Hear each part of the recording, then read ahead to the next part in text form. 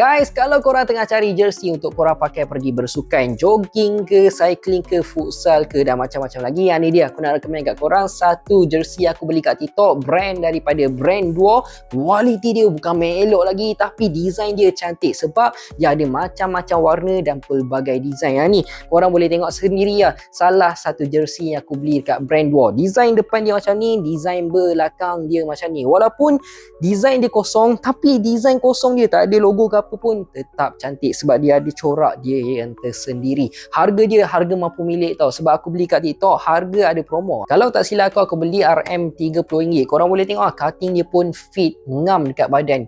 Baju ni memang aku selesa sangat pergi jogging ke apa. Memang cun sebab dia terletak elok dekat badan dan kualiti kain dia pun tak panas sebab dia pakai kualiti kain yang sangat selesa. So macam mana nak order sekarang dekat beg kuning di bawah. Serius berbaloi sangat dan nampak macho bila korang buat bersukan.